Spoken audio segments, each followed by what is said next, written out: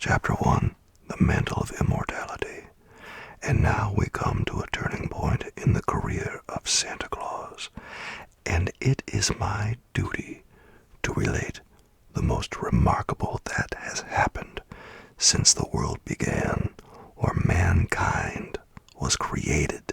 We have followed the life of Claus from the time he was found a helpless infant by the wood nymph Necile and reared to manhood in the great forest of Bersey. And we know how he began to make toys for children, and how, with the assistance and goodwill of the immortals, he was able to distribute them to the little ones throughout the world. For many years he carried on this noble work, for the simple, hard-working life he led gave him perfect health and strength, and doubtless a man can live longer in the beautiful Laughing Valley, where there are no cares and everything is peaceful and merry, than in any other part of the world. But when many years had rolled away, Santa Claus grew old. The long beard of golden brown that once covered his cheeks and chin gradually became gray, and finally turned to pure white. His hair was white too, and there were wrinkles at the corners of his eyes, which showed plainly when he laughed.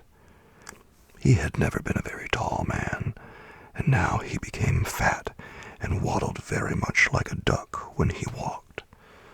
But, in spite of these things, he remained as lively as ever, and was just as jolly and gay, and his kind eyes sparkled as brightly as they did that first day when he came to the Laughing Valley. Yet a time is sure to come when every mortal who has grown old and lived his life is required to leave this world for another. So, it is no wonder that after Santa Claus had driven his reindeer on many and many a Christmas Eve, those stanch friends finally whispered among themselves that they had probably drawn his sledge for the last time.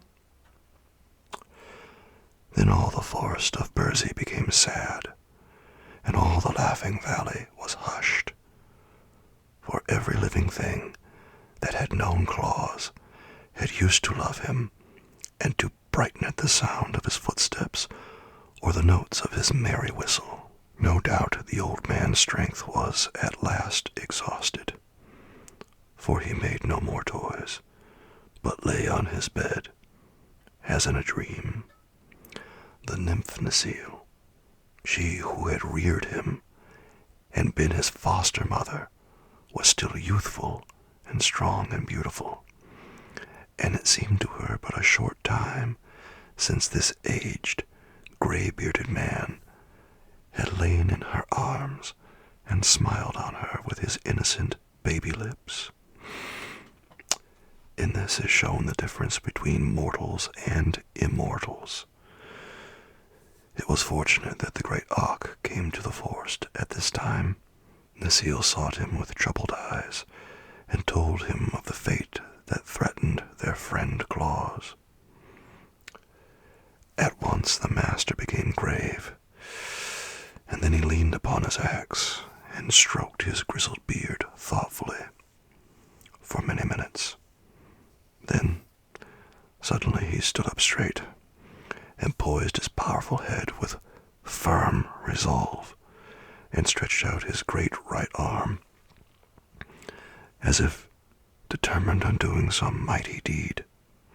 For a thought had come to him, so grand in its conception, that all the world might well bow before the master woodsman and honor his name forever. It is well known that when the great auk once undertakes to do a thing, he never hesitates an instant. Now, he summoned his fleetest messengers and sent them in a flash to many parts of the earth, and when they were gone, he turned to the anxious Necile and comforted her, saying, "Be of good heart, my child. Our friend still lives, and now Run to your queen and tell her that I have summoned a council of all the immortals of the world to meet with me here in Bursey this night. If they obey and hearken unto my words, Claus will drive his reindeer for countless ages yet to come." At midnight, there was a wondrous scene in the ancient forest of Bursey, where for the first time in many centuries, the rulers of the immortals who inhabit the earth were gathered together. There was the queen of the water sprites, whose beautiful form was as clear as crystal, but continually dripped water on the bank of moss where she sat. And beside her was the king of the sleep fays, who carried a wand, from the end of which a fine dust fell all around, so that no mortal could keep awake long enough to see him, as mortal eyes were sure to close in sleep as soon as the dust filled them. And next to him sat the Gnome King, whose people inhabit all that region under the earth's surface, where they guard the precious metals and the jewel stones that lie buried in rock and ore. And at his right hand stood the king of the sound imps, who had wings on his feet, for his people are swift to carry all sounds that are made. When they are busy, they carry the sounds but short distances, for there are many of them, but sometimes they speed with the sounds to places miles and miles away from where they are made.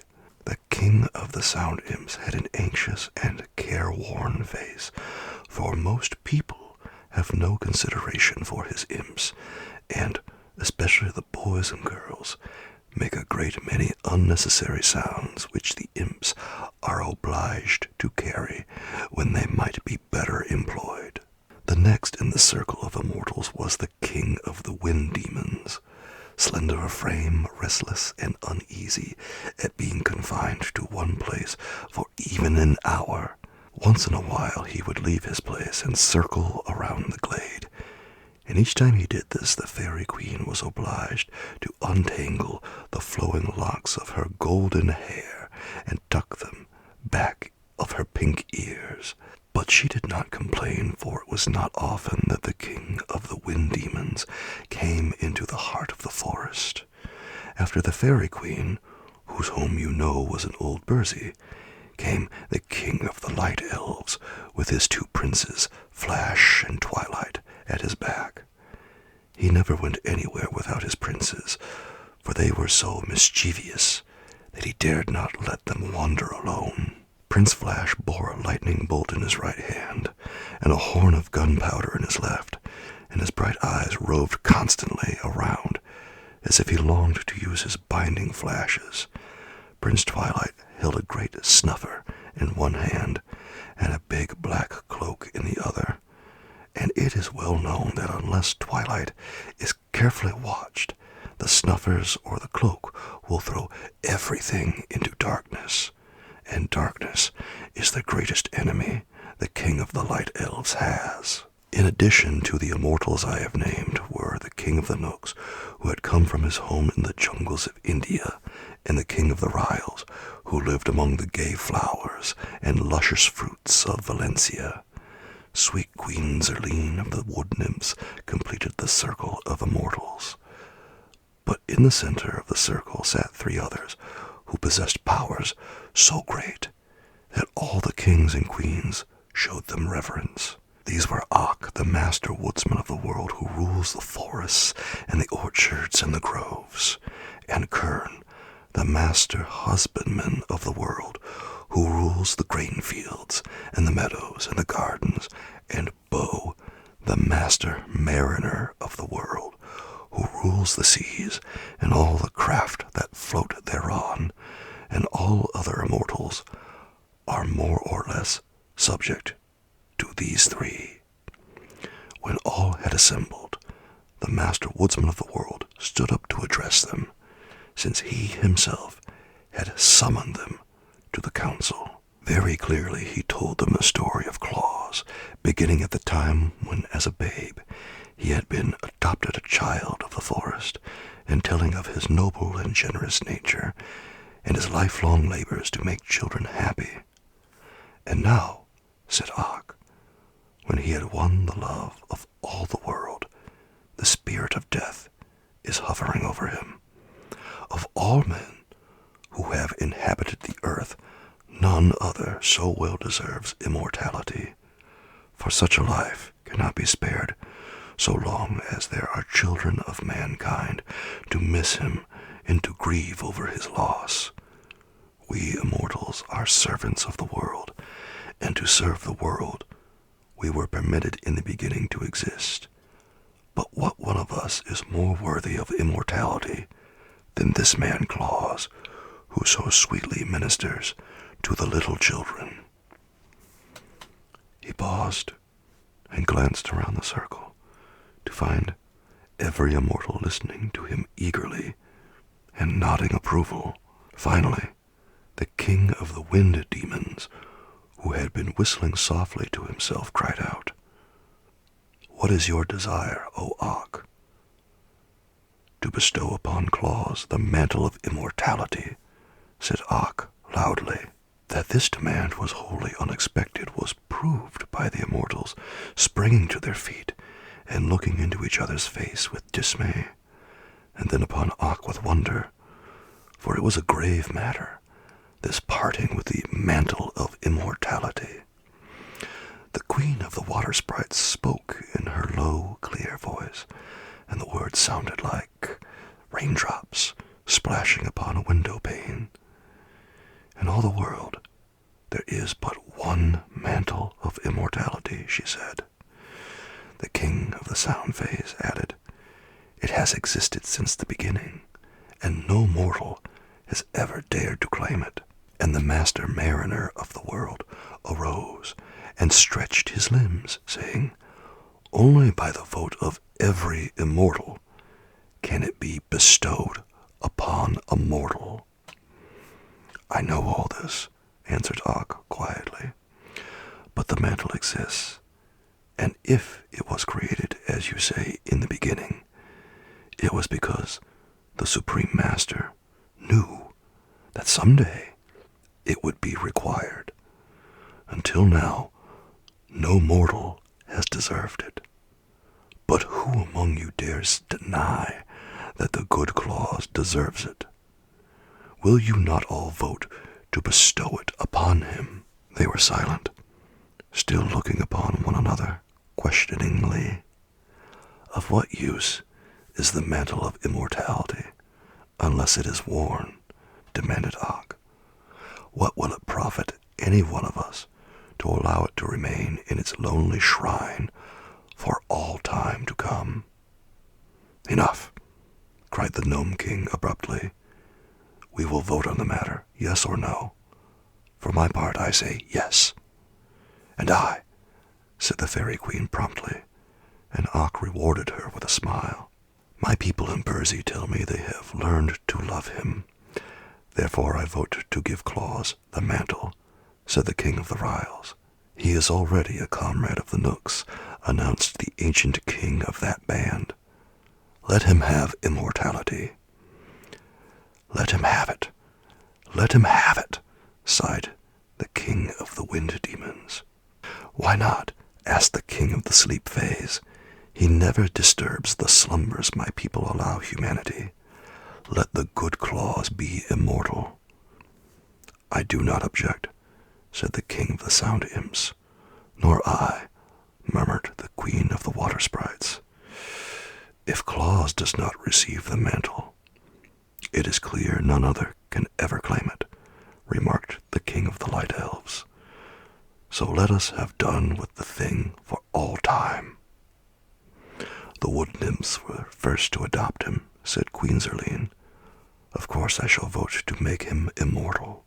Og now turned to the master husbandman of the world, who held up his right arm and said, "Yes." And the master mariner of the world did likewise, after which Og, with sparkling eyes and smiling face, cried out, "I thank you, fellow immortals, for all have voted yes, and so to our dear Claus shall fall the one mantle of immortality that it is in our power to bestow. "Let us fetch it at once," said the Fey King. "I'm in a hurry." They bowed assent, and instantly the forest glade was deserted. But in a place midway between earth and the sky was suspended a gleaming crypt of gold and platinum, aglow with soft lights shed from the facets of countless gems. Within a high dome hung the precious mantle of immortality, and each immortal placed a hand on the hem of the splendid robe and said, as with one voice, "We bestow this mantle upon Claus, who is called the patron saint of children." At this, the mantle came away from its lofty crypt, and they carried it to the house in the Laughing Valley. The spirit of death was crouching very near to the bedside of Claus, and as the immortals approached, she sprang up and motioned them back with an angry gesture. But when her eyes fell upon the mantle they bore, she shrank away with a low moan of disappointment and quitted that house forever. Softly and silently, the immortal band dropped upon Claus the precious mantle, and it closed about him and sank into the outlines of his body and disappeared from view. It became a part of his being, and neither mortal nor immortal might ever take it from him. Then the kings and queens who had wrought this great deed dispersed to their various homes, and all were well contented that they had added another immortal to their band. And Claus slept on, the red blood of everlasting life coursing swiftly through his veins, and on his brow was a tiny drop of water that had fallen from the ever-melting gown of the Queen of the Water Sprites, and over his lips hovered a tender kiss that had been left by the sweet nymph Necile, for she had stolen in when the others were gone to gaze with rapture upon the immortal form of her foster son. Chapter 2. When the World Grew Old. The next morning, when Santa Claus opened his eyes and gazed around the familiar room, which he had feared he might never see again, he was astonished to find his old strength renewed, and to feel the red blood of perfect health coursing through his veins. He sprang from his bed and stood where the bright sunshine came in through his window and flooded him with its merry, dancing rays. He did not then understand what had happened to restore to him the vigor of youth, but in spite of the fact that his beard remained the color of snow, and that wrinkles still lingered in the corners of his bright eyes, old Santa Claus felt as brisk and merry as a boy of 16, and was soon whistling contentedly as he busied himself fashioning new toys. Then the aunt came to him and told of the mantle of immortality, and how Claus had won it through his love for little children. It made old Santa look grave for a moment to think he had been so favored, but it also made him glad to realize that now he need never fear being parted from his dear ones. At once he began preparations for making a remarkable assortment of pretty and amusing playthings, and in larger quantities than ever before. For now that he might always devote himself to this work, he decided that no child in the world, poor or rich, should hereafter go without a Christmas gift, if he could manage to supply it. The world was new in the days when dear old Santa Claus first began toy-making, and won, by his loving deeds, the mantle of immortality, and the task of supplying cheering words, sympathy, and pretty playthings to all the young of his race did not seem a difficult undertaking at all.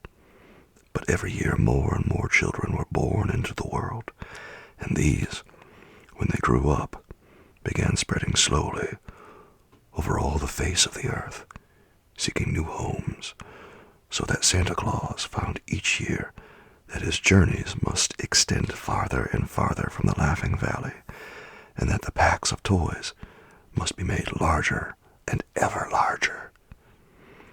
So at length he took counsel with his fellow immortals how his work might keep pace with the increasing number of children, that none might be neglected, and the immortals were so greatly interested in his labors that they gladly rendered him their assistance.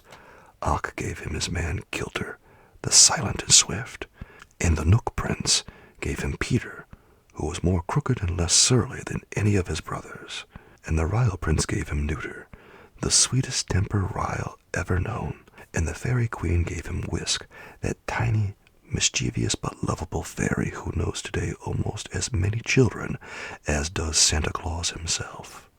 With these people to help make the toys, and to keep his house in order, and to look after the sledge and the harness, Santa Claus found it much easier to prepare his yearly load of gifts, and his days began to follow one another smoothly and pleasantly.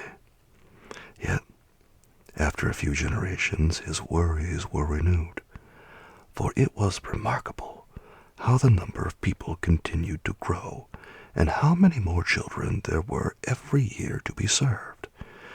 When the people filled all the cities and lands of one country, they wandered into another part of the world, and the men cut down the trees in many of the great forests that had been ruled by Ock, and with the wood they built new cities, and where the forest had been were fields of grain and herds of browsing cattle.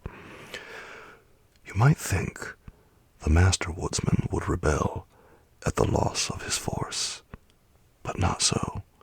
The wisdom of Ock was mighty and far-seeing. "The world was made for men," said he to Santa Claus, "and I have but guarded the force until men needed them for their use. I am glad my strong trees can furnish shelter for men's weak bodies and warm them through the cold winters. But I hope they will not cut down all the trees, for mankind needs the shelter of the woods in summer as much as the warmth of blazing logs in winter. And however crowded the world may grow, I do not think men will ever come to Bursey, nor to the great black forest, nor to the wooded wilderness of Braz, unless they seek their shades for pleasure, and not to destroy their giant trees." By and by people made ships from the tree trunks, and crossed over oceans, and built cities in far lands. But the oceans made little difference to the journeys of Santa Claus. His reindeer sped over the waters as swiftly as over the land, and his sledge headed from east to west and followed in the wake of the sun, so that as the earth rolled slowly over, Santa Claus had all of 24 hours to encircle it each Christmas Eve, and the speedy reindeer enjoyed these wonderful journeys more and more. So year after year, and generation after generation, and century after century, the world grew older, and the people became more numerous, and the labors of Santa Claus steadily increased. The fame of his good deeds spread to every household where children dwelt, and all the little ones loved him dearly, and the fathers and mothers honored him for the happiness he had given them when they too were young, and the aged grandsires and granddames remembered him with tender gratitude and blessed his name. Chapter 3. The Deputies of Santa Claus.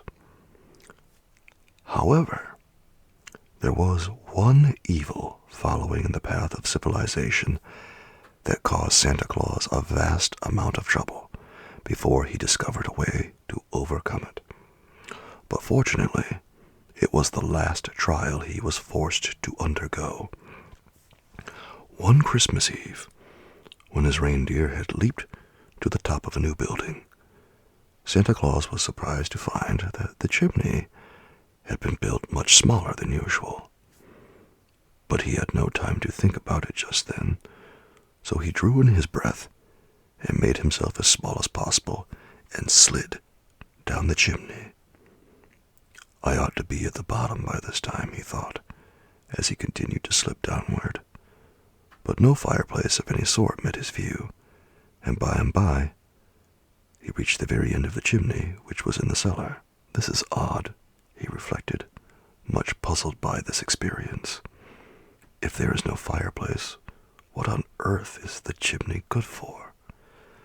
Then he began to climb out again, and found it hard work, the space being so small, and on his way up he noticed a thin, round pipe sticking through the side of the chimney, but could not guess what it was for. Finally he reached the roof and said to the reindeer, "There was no need of my going down that chimney, for I could find no fireplace through which to enter the house. I fear the children who live there must go without playthings this Christmas."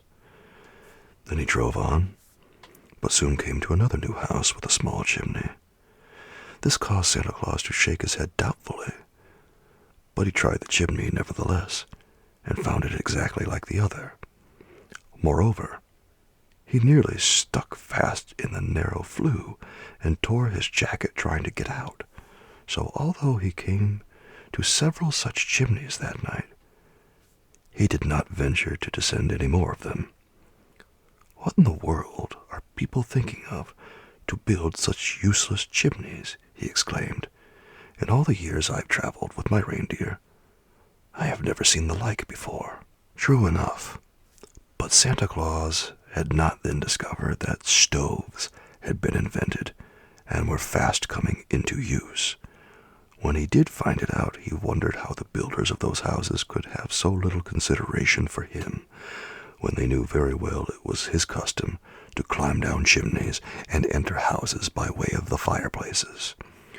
Perhaps the men who built those houses had outgrown their own love for toys, and were indifferent whether Santa Claus called on their children or not. Whatever the explanation might be, the poor children were forced to bear the burden of grief and disappointment. The following year, Santa Claus found more and more of the new-fashioned chimneys that had no fireplaces, and the next year, still more. The third year, so numerous had the narrow chimneys become, he even had a few toys left in his sledge that he was unable to give away, because he could not get to the children. The matter had now become so serious that it worried the good man greatly, and he decided to talk it over with Kilter and Peter and Neuter and Whisk. Kilter already knew something about it, for it had been his duty to run around to all the houses just before Christmas and gather up the notes and letters to Santa Claus that the children had written, telling what they wished put in their stocking or hung on their Christmas trees. But Kilter was a silent fellow, and seldom spoke of what he saw in the cities and villages. The others were very indignant. "Those people act as if they do not wish their children to be made happy," said sensible Peter, in a vexed tone. "The idea of shutting out such a generous friend to their little ones." "But it is my intention to make children happy whether their parents wish it or not," returned Santa Claus. "Years ago, when I first began making toys, children were even more neglected by their parents than they are now, so I have learned to pay no attention to thoughtless or selfish parents, but to consider only the longings of childhood." "You are right, my master," said Neuter the Rile. "Many children would lack a friend if you did not consider them and try to make them happy." "Then," declared the laughing Whisk, "we must abandon any thought of using these new-fashioned chimneys, but become burglars and break into the houses some other way." "What way?" asked Santa Claus. "Why, walls of brick and wood and plaster are nothing to fairies. I can easily pass through them whenever I wish, and so can Peter and Neuter and Kilter. Is it not so, comrades?" "I often pass through the walls when I gather up the letters," said Kilter, and that was a long speech for him, and so surprised Peter and Neuter that their big round eyes nearly popped out of their heads. "Therefore," continued the fairy, "you may as well take us with you on your next journey, And when we come to one of those houses with stoves instead of fireplaces, we will distribute the toys to the children without the need of using a chimney." "That seems to me a good plan," replied Santa Claus, well pleased at having solved the problem. "We will try it next year." That was how the fairy, the pixie, the nook, and the ryl all rode in the sledge with their master the following Christmas Eve, and they had no trouble at all in entering the new-fashioned houses and leaving toys for the children that lived in them.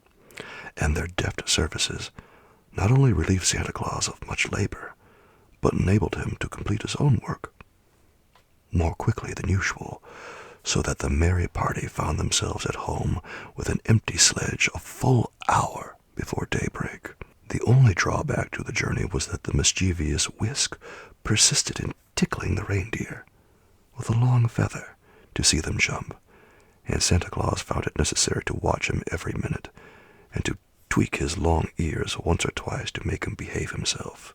But, taken altogether, the trip was a great success, and to this day, the four little folk always accompany Santa Claus on his yearly ride and help him in the distribution of his gifts. But the indifference of parents, which had so annoyed the good saint, did not continue very long, and Santa Claus soon found they were really anxious he should visit their homes on Christmas Eve and leave presents for the children. So to lighten his task, which was fast becoming very difficult indeed, old Santa decided to ask the parents to assist him.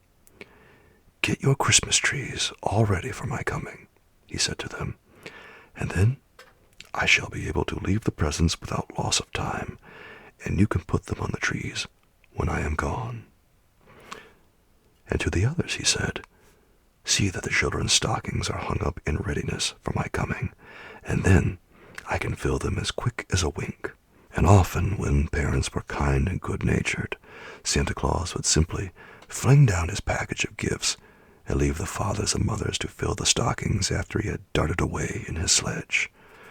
"I will make all loving parents my deputies," cried the jolly old fellow, "and they shall help me do my work, for in this way I shall save many precious minutes, and few children need be neglected for lack of time to visit them." Besides carrying around the big packs in his swift flying sledge, old Santa began to send great heaps of toys to the toy shops, so that if parents wanted larger supplies for their children, they could easily get them.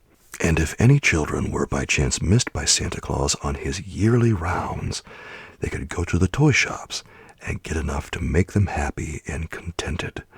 For the loving friend of the little ones decided that no child, if he could help it, should long for toys in vain, and the toy shops also proved convenient whenever a child felt ill and needed a new toy to amuse it.